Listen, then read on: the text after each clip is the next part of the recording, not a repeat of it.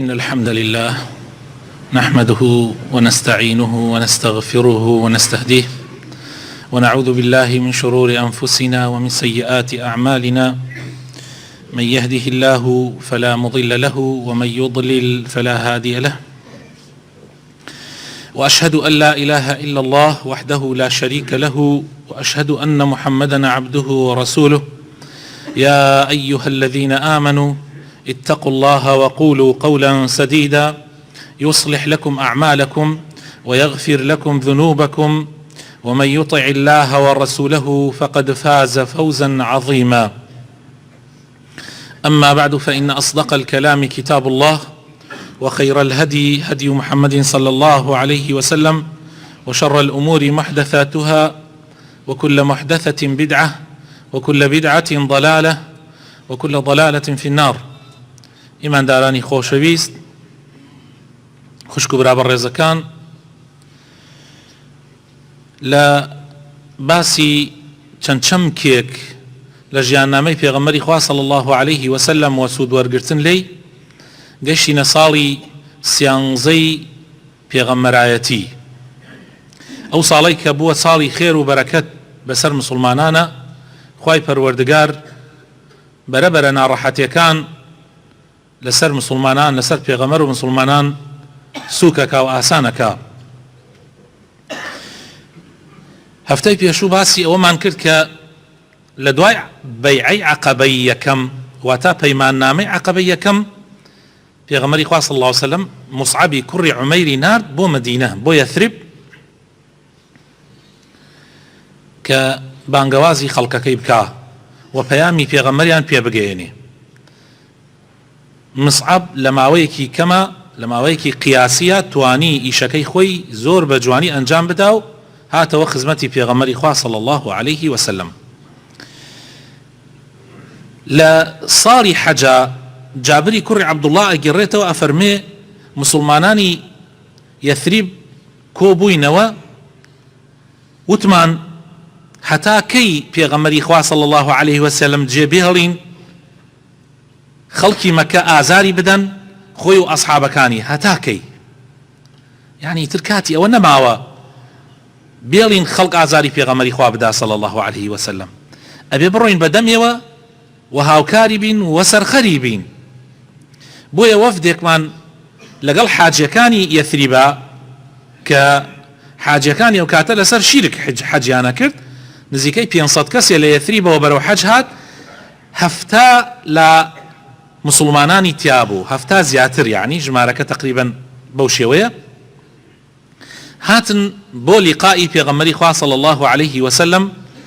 بۆ مەکە. کەعبی کوڕی مالک ئەفەرمێ ئێمە بۆ حەج هاتین لەگەڵ قەومەکەمانە، یعنی ئەو قەومەیان کە هێشتا مسلمان نەبوون، هەتا مەوعیدمان لەگەڵ پێغەمبەرە تەرتیب کرد لە ئەوسەتی ئەیامی تەشریقا، یعنی دوای تەواوکردنی حەج ئەو سێ ڕۆژەی کە لە مینا ئەمێننەوە، ڕۆژی دووهەمی یان شەوی دووهەمی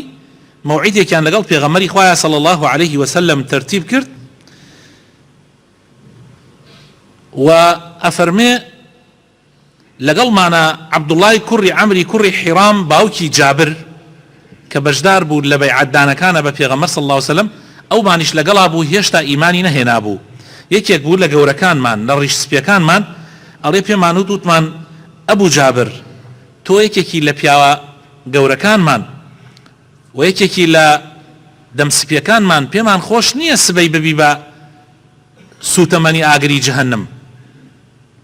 ئێمە ئەمشەو مەوعیدمان لەگەڵ پێغەمبەرە هەیە صلی الله عليه وسلم، حەزەکەین مسلمان ببی و لەگەڵمان بی. ئەفەرمێ باسی ئیسلامم بۆ کرد و هەندێک لەگەڵیا دەمەتەقێم کرد، عەبدوڵڵا باوکی جابر ئیمانی هێنا و هات لەگەڵمانە و بووە یەکێک لە نەقیبەکانی ئەنسار. مەوعیدەکەیان لە دوای سێکوتی یەکەمی شەو دانا، یعنی ئەگەر شەو بکەی بە سێ بەشەوە، مەسەلەن 12 سعات بێ، 4 سعاتی یەکەم نا، لە 4 سعاتی دووهەمە مەوعیدەکەیان لەگەڵ پێغەمبەرە دانا صلی الله عليه وسلم. ئەفەرمێ دانە دانە و دوودوو هەر یەکێ لە ناو تیرە و هۆزەکانی خۆمانەوە دەرئەچوین وەکو چۆن سۆسک دەرئەچێ، وەکو چۆن سۆسک دەرئەچێ، یعنی بە بێدەنگی دەرچوین بۆ عەقەبە کە شوێنێکی دوور بوو، تەرتیبیان کردبوو کە جاری پێشوش لەوێ بەیعەتیان بە پێغەمبەردا صلی الله عليه وسلم. ئەڵێن نزیکەی 7 کەس لەگەڵ 2 ئافرەتە، 7 پیا و 2 ئافرەت بووین. لە ڕیوایەتی وای شەیە ئەفەرمێ 73 پیا و لەگەڵ 2 ئافرەتە. ئافرەتەکان نوسەیبەی کچی کەعب کە پێ ئەوترا عیمارە لە بەنی نەجار یەکێک بووە لە ئافرەتە مەزنەکان بەڕاستی لە تاریخ و لە مێژووی ئیسلامە ناوێکی گەورەی هەیە، و ئەسمای کچی عەمر کە ئومی مەنیعیان پێوتووە. ئەفەرمێ لەو دۆڵەیە کۆ بووینەوە و چاوەڕوانی پێغەمبەرمان کرد صلی الله عليه وسلم. پێغەمبەری خوا خۆی و عەباسی مامی هاتن بۆ لامان، خۆی و عەباسی مامی، دیارە ئەبوبەکر و عەلیشیان لەگەڵا بووە. ئەفەرمێ عەباس هێشتان لەسەر دینی قەومەکەی خۆی بوو، یعنی نەبوو بووە موسڵمان، بەس هاتبوو بزانم برازاکەی وەزعەکەی بەرەوکوێ ئەچێ، وەکو عەشرەتایەتی هاتبوو. ئەڵێ عەباس دەستی کردە قسەکردن، وتی خەڵکینە یان خەڵکی یەثریب ئێوە ئاگدارن محەممەد ها لە ناو قەومەکەی خۆیە نایەلین ئێمە ئازار بدرێت زیاد لە حەدی خۆی و پشت یەگرین وەکو تیرە و هۆزی خۆی، ئێمە پشتگیری محەممەدین، ئەگەر ئێوە شتێکتان لە دەست تێ نابێ محەممەد بفەوتێ، یعنی وەکو ئەمانەتێک لە لای ئێوە بێ. پێغەمبەری خوا صلی الله عليه وسلم فەرمووی با کەسێک لە ئێوە دەست کاتە قسەکردن، یعنی یەکێتان داناوە قسەتان بۆ قسە بکە، با قسە بکە، بەڵام با کورت قسە بکە، چونکە چاو لە شوێنتانە، یعنی ئەگەر پێتان بزانن وەزعەکە وەزعێکی نالەبارە بێ. پاشان پێغەمبەری خوا صلی الله عليه وسلم کە ئێمە پێمان وت داوا بکە چیت ئەوێ بۆ داوای پەروەردگارت، یعنی داواکاری خوا، داواکاری خۆت، داواکاری هاوڕێکانت. ئەڵێ پێغەمبەر صلی الله عليه وسلم فەرمووی داواکاری خوای پەروەردگار ئەوەیە بیپەرستن و هاوبەشی بۆ بڕیار نەدەن، داواکاری خۆم و هاوڕێکانیشم ئەوەیە کە یارمەتی دەرمان بن، پەنامان بدەن و سەرمان بخەن وەکو چۆن ماڵ و مناڵ خۆتان و ماڵ و مناڵی خۆتان سەر ئەخەن. پاشان پێغەمبەر صلی الله عليه وسلم کە ئەمەی فەرموو، سەحابەیەک لە سەحابەکان کە بەڕائی کوڕی مەعرور بوو هەڵساوتی ئەی پێغەمبەری خوا ئێمە ئامادەین بەیعەتت پێ بدەین، یعنی پەیمانت پێ بدەین. پێغەمبەری خوا صلی الله عليه وسلم فەرمووی بەیعەتم پێ بدەن لەسەر ئەوەی کە گوێڕایەڵ بن لە کاتی گورجی و لە کاتی تەمەڵیە، و بەیعەتم پێ بدەن لەسەر ئەوەی کەوا بەخشیندە بن لە کاتی هەبوونی و لە کاتی نەبوونیە، و بەیعەتم پێ بدەن لەسەر فەرمان بە چاکە و قەدەغە لە خراپە، و بەیعەتم پێ بدەن کەوا حەق بڵێن و لە لۆمەی لۆمەکەر نەترسن، و بەیعەتیشم پێ بدەن کەوا سەرمان بخەن و پەنامان بدەن و وەکو یەکێک لە ماڵ و مناڵی خۆتان حەسابمان بۆ بکەن کاتێ ئێمە دێین بۆ مەدینە بۆ یەثریب. ئەوان شوتیان ئەی ئەگەر ئێمە ئەمە بکەین پاداشتمان چییە؟ پێغەمبەر صلی الله عليه وسلم فەرمووی پاداشتان بەهەشتە لای خوای پەروەردگار. ئەڵێ بەڕا هەڵسا دەست پێشخەر بێ لە بەیعەتدانە، بەڵام ئەسعەدی کوڕی زورارە کە لە هەمویان مناڵتر بوو فەرمووی بۆ وەستنی هێشتا ماوێتی، فەرمووی ئەی پێغەمبەری خوا ئێمە کە لە مەدینەوە دەرچوون لە یەثریبەوە دەرچوون هاتوین بۆ مەککە ئەزانین تۆ پێغەمبەری خوای، بەڵام ئەزانین بەیعەتدان بە تۆ ئەم جارە جیاوازە لەگەڵ جارەکانی تر، ئەم جارە کە پەیمانمان داوە تۆ یعنی هەرچی عەرەبە ئەبێ بە دوژمنمان، ڕەش و سپی ئەم دنیاە ئەبێ بە دوژمنمان و ئەبێ پیاوی مەیدان بین، یا ئەوەتانێ بەرگە بگرین پیاوە گەورەکانمان ئەکوژرێ تووشی ناڕەحەتی و تەنگانە ئەبین، یا ئەبێ هەر لە ئیسەوە ئەگەر توانامان نییە، ئەگەر قەومەکەمان توانای نییە بە هەر لە ئیسەوە عوزری خۆیان بێننەوە و ڕاستیەکان ئێستا بڵێن باشترە لەوە دوا تا پشتت بەردەن، لە کاتی ناڕەحەتیە پشت بەردان زۆر زەحمەتە. طبعا ئەسعەدی کوڕی زورارە ئەو پیاوە بوو کە مسعەبی بردەوە بە ماڵی خۆی، ئەمە ئەم پیاوێک نییە خەڵک سارد کاتەوە، بەس ئەیەوێت تەئکید بکات لەسەر مەوزوعەکان. ئەفەرمێ جەماعەت وتیان دەستی پێغەمبەر بەردە، ئەی ئەسعەد بێڵە با پەیمانی بدەین، ئێمە کە هاتوین مەبەستمان ئەوە بووە سەری بخەین و پەیمانی پێ بدەین و بە خۆمان و ماڵ و مناڵەوە ئەبین بە قوربانی پێغەمبەر و دینەکەی، بۆیە بڕیارمان داوە ئێمە پیاوی جەنگین و نەبێت لە جەنگ بترسین و لەسەر قسەی خۆشمان بەردەوامین. ئەفەرمێ بەڕا هەڵسا دەستی پێغەمبەری گرت صلی الله عليه وسلم لەو کاتە کە دەستی پێغەمبەری گرت یەکێکی تر لە ئەنساریەکان یعنی لە وەفدەکە کە ئەبوو الهەیثەمی بنی تەیهان بوو هەڵسا وتی ئەی پێغەمبەری خوا یەک شتێکی تریش هەیە. پێغەمبەری خوا صلی الله عليه وسلم فەرمووی چی؟ فەرمووی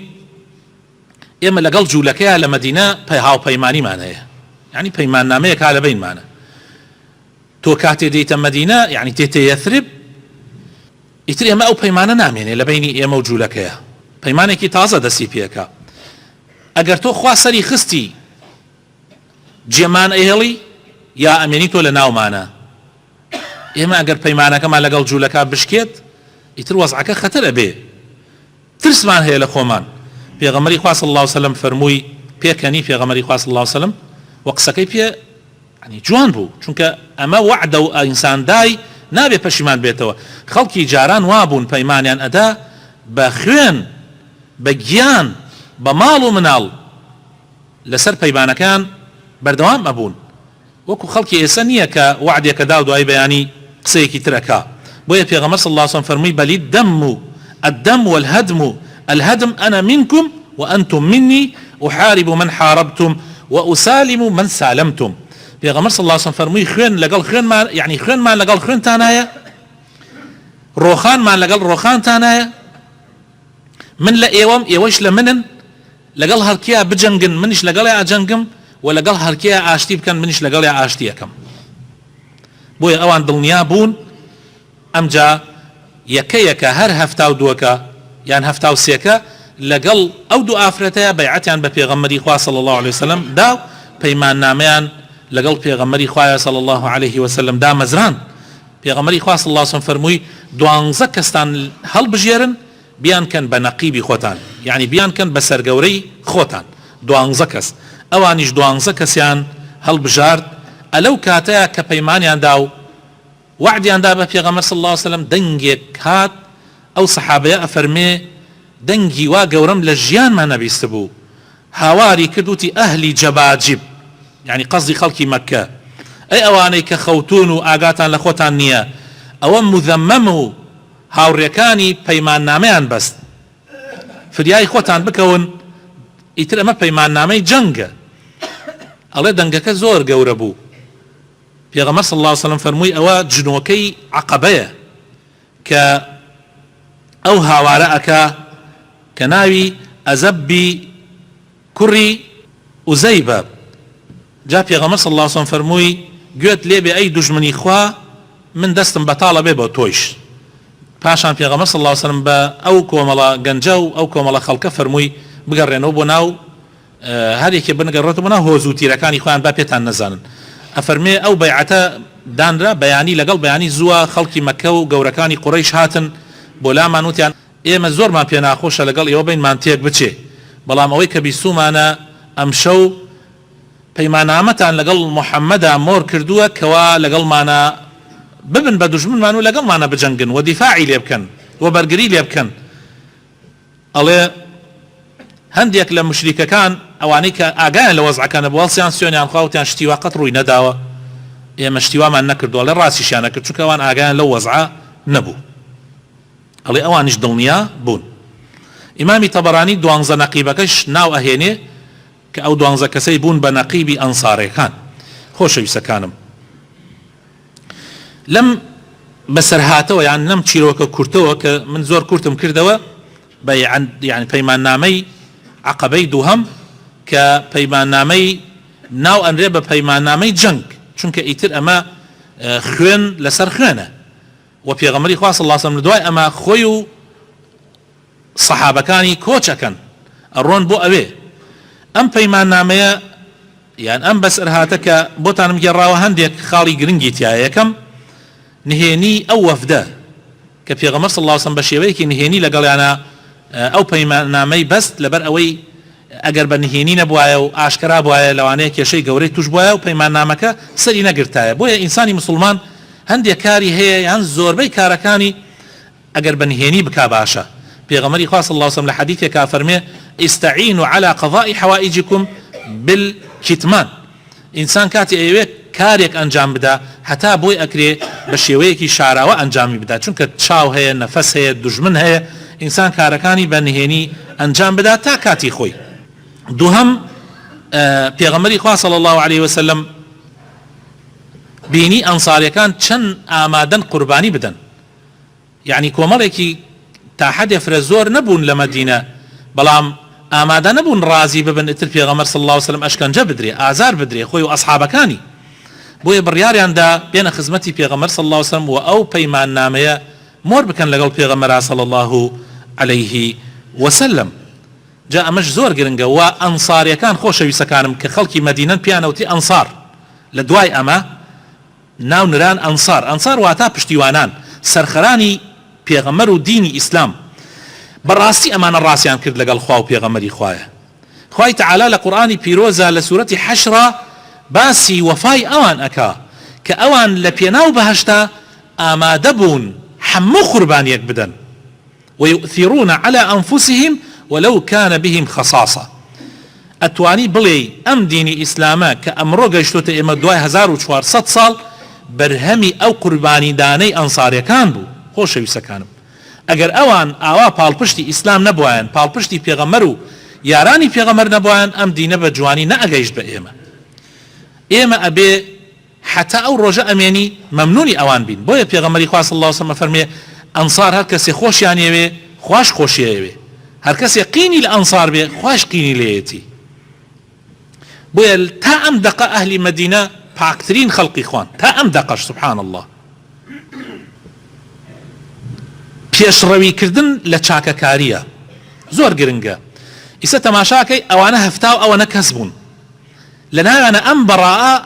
چەند بە خێرا هەجار جار هەڵەسێ دەست خاتە ناو دەستی پێغەمبەر صلی الله عليه وسلم و پەلە ئەکا زوو بەیعەتەکە بدا، زوو پەیمانەکە لەگەڵ پێغەمبەری خوایە صلی الله عليه وسلم مۆر بکە. طبعا ئەم پێشڕەوی ئەم پیاوە هەر وەکو پێشڕەویەکەی ئەبوو بەکرە لە هاتنی بۆ ناو ئیسلام، هەر وەکو پێشڕەویەکەی عومەرە لە ڕاگەیاندنی ئاینی پیرۆزی ئیسلام، هەر وەکو پێشڕەویەکەی عوسمانی کوڕی عەفانە لە هیجرەتکردن بۆ حەبەشە، هەر وەکو پێشڕەویەکەی عەلی کوڕی ئەبی طالبە کاتێک کە پێغەمبەر صلی الله عليه وسلم ئیسلامی ئیعلان کرد بە ئاشکرا لەسەر تەپۆڵکەی مەڕوە ئەوان هەمویان حتا مامەکەشی وتی تەبەت یەداکە دەستت بشکێ بۆ ئەمە ئێمەت کۆ کردەوە بەڵام لەوێ عەلی بە ئاشکرا ئیعلانی ئیسلامەتی خۆی کرد. زۆر گرنگە خۆشەویستەکانم دنیا فرسەتە و هەلە ئینسان هەلە چاکەکان لە دەست نەدا. ئەم پیاوە بەڕێزە یەکسەر ئەبێ بە سابقین و ناوی تۆمار ئەکرێ مع العلم بزانن خۆشەویستەکانم دوای 2 مانگ لەم بەیعەتە ئەو پیاوە ئەو بەڕائی کوڕی مەعرورە ئەمرێ وەفاتەکە، یعنی ناگاتە خزمەتی پێغەمبەر صلی الله عليه وسلم جارێکی تر. کاتێ پێغەمبەر کۆچەکە بۆ مەدینە ئەم وەفاتی کردووە هەتا پێغەمبەر صلی الله عليه وسلم زۆر بێتاقەتە بێ و ئەچێتە سەر قەبرەکەی و نوێژی لەسەرەکە چونکە نوێژی پێغەمبەری خوا صلی الله عليه وسلم جیاوازە. خوای تەعالا ئەفەرمێ وصلی عەلەیهم إن صلاتك سكن لهم. پێغەمبەری خوا صلی الله عليه وسلم نوێژ لەسەر هەر کەسێ بکە ئەوە بێتە ڕەحمەت و خێر و بەرەکەت بۆی. و لە حەدیثە هاتووە ئەفەرمێ ئەم قەبرانەی کە ئەیبینن پڕە لە تاریکی، قەبرەکان پڕە لە تاریکی بە نوێژی پێغەمبەر صلی الله عليه وسلم ڕووناک ئەبێتەوە. خۆشەویستەکانم ئیمانهێنانی باوکی جابر ئەمیش خۆی بۆ خۆی حکمەتێکی تایە. تەماشاکە لە چی لە سەعاتەکانی کۆتایی پێشی پەیماننامەکە سەحابەکان لەوێشە تەماحیان هەیە خەڵکانێک ئیمان بێنن و بانگەواز ناوەستێ و کەسانێک ئەگەر جێی متمانە بن لەو کاتەشە هەر ئامادەن لەگەڵ خۆیانە بیبن. جا باوکی جابر عەبدوڵای کوڕی حیرام یەکێک بوو لە پیاوە مەزنەکان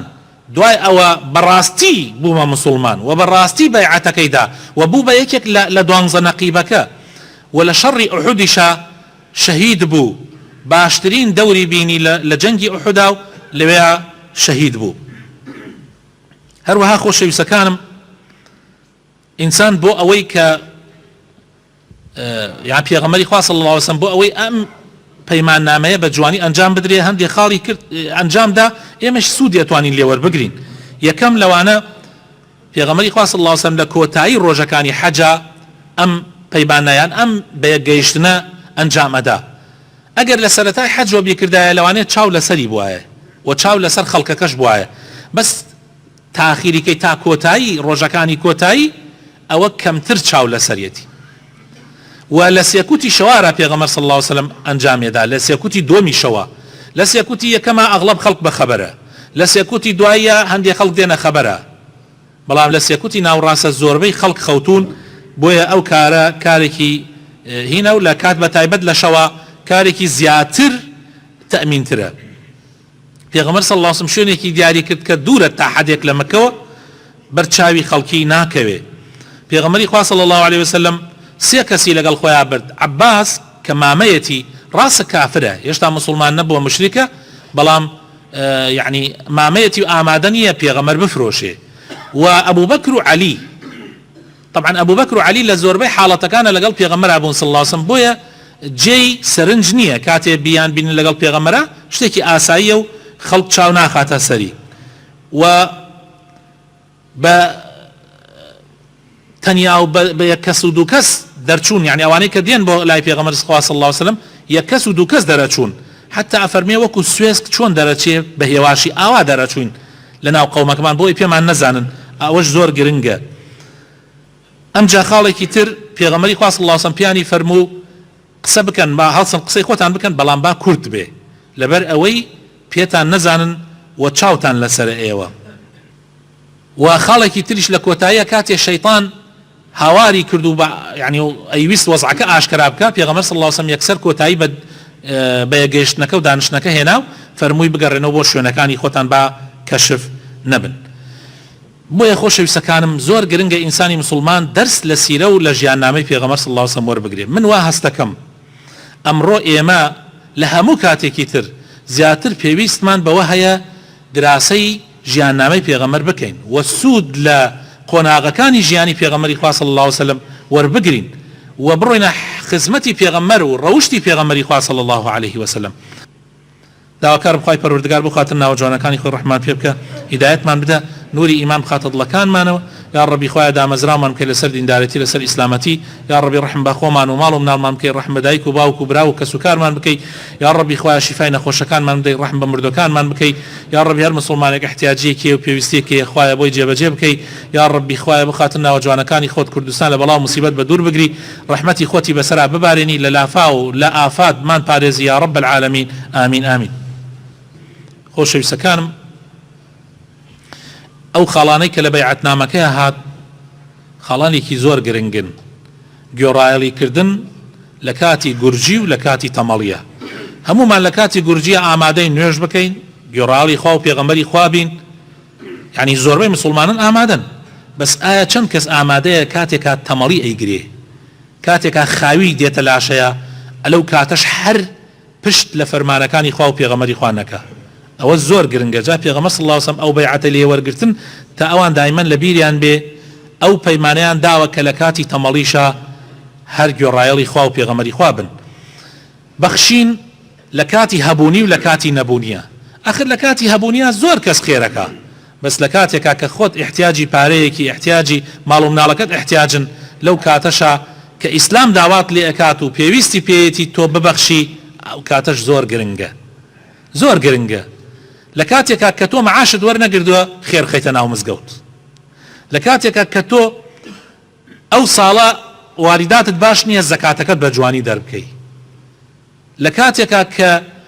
تۆ خۆتیش پێویست پێیەتی مناڵەکانیشت پێویستی پێیەتی مسلمانێک احتیاج ئەوێت و وەزعەکەی زۆر زەحمەتە تۆ لەو کاتە یارمەتی بدەی ئەوە زۆر گرنگە بۆیە پێغەمبەر صلی الله علیه وسلم پەیمانی لێ وەرگرتن لە کاتی هەبوونی و لە کاتی نەبوونیە هەروەها خۆشەویستەکانم ئەمر بە چاکە و نەهی لە خراپە ئەخر زۆر گرنگە ئینسانی مسلمان ئەم سیفەتەی تیابێ و بەیعەتیشی دابێ بە پێغەمبەر صلی الله علیه وسلم کە لەسەری بەردەوام بێ زۆر کەس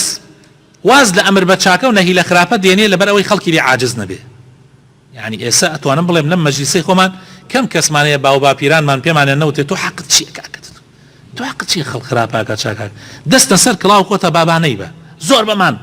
زۆر بەمان پێمان وتراوە و لەوانەشە وتبێتمانە خەڵکی تریش بەسەوە ئیسلامە ها دەبینێ ڕۆژ بە ڕۆژ حاڵمان خراپە بێ ئەگەر ئێمە ئەهلی ئەمر بە چاکە بین و نەهی لە خراپە بین قەت نافەوتین دائما مسلمان هەنێ کەسێ براینە ئەبێ بیهەژێنی خەریکی گوناحێکە ئەگەر نەیهەژێنی و ڕای نەچەڵەکێنی نایەتە خەوەرە بۆیە ئەم سیفەتە زۆر گرنگە زۆر بۆ مسلمان. هەروەها خاڵێکی تر لە وتنی حەقا سڵ نەکەیتەوە و لە لۆمەی لۆمەکەر نەترسی. حەق هاتە پێشۆ بیوێ بەڵام وەجوانی یعنی لە شوێنی خۆیان بە عاقڵانە ئیتر لە لۆمەی هیچ کەسێک مەترسە. ئێمە دائیمەن لۆمەی لۆمەکەران ساردمانەکاتەوە، دائیمەن پشتمان چی ئەیشکێنێ وەڵا فڵانە کەس وا ئەڵێ و ئاخر دوای خەڵک وا ئەڵێ من حەقم چییە خەڵک وا ئەڵێ، من مهمەوەیە لەسەر حەق بم و حەقیش لەسەر زمانم بێ. ئیتر دوای ئەوە خەڵک چی ئەڵێ خەڵک بۆ خۆی ئەیڵێ. من لەسەر قسەی خەڵک محاسبە ناکرێم، لەسەر ئەوە محاسبە ئەکرێم لە لای خوای تەعالا بەتەنیا ڕۆمە حزوری خوای تەعالا. من بەتەنیایی ئەچم خەڵک لەگەڵمان نایە و لەسەر قسەی خەڵکیش محاسبە ناکرێم، لەسەر قسەکانی خۆم و کردارەکانی خۆم محاسبە ئەکرێم. ئەمانە خاڵێکی زۆر گرنگن و لە هەمووی گرنگ خاڵی ئەخیرە خۆشەویستەکانم، خاڵی پێنجەم ئەویش ئەوەیە کە پێغەمبەر صلی الله علیه وسلم فەرمووی پەنام بدەن سرم بخەن و پشتگیریم لێ بکەن لە خۆم و هاوڕێکانم وەکو چۆن لە دیفاع لە خۆتان و لە ماڵ و مناڵتان ئەکەن. زۆر گرنگە. ئەنا پێغەمبەر صلی الله علیه وسلم نەی ئەتوانی بڕوا بۆ مەدینە ئەگەر بیزانە خەڵکی مەدینە لە کات تەنگانەیە پشتی لێەکەن. ئاخر ئەگەر تۆ پەیمانت لەگەڵ قەومیەکانە بێ کە وەکو ماڵ و مناری خۆی دیفاعت لێ بکە تۆ ناتوانی پشتیان پێ ببەسی. بۆیە ئەنسار ڕاستیان کرد و ئەو وعدەش کە دایان بردیانە سەر و پاڵپشتی پێغەمبەر و یارانی پێغەمبەر بوون تا کۆتا نەفەس. هەموو شتێکیان کردە قوربانی ئیسلام.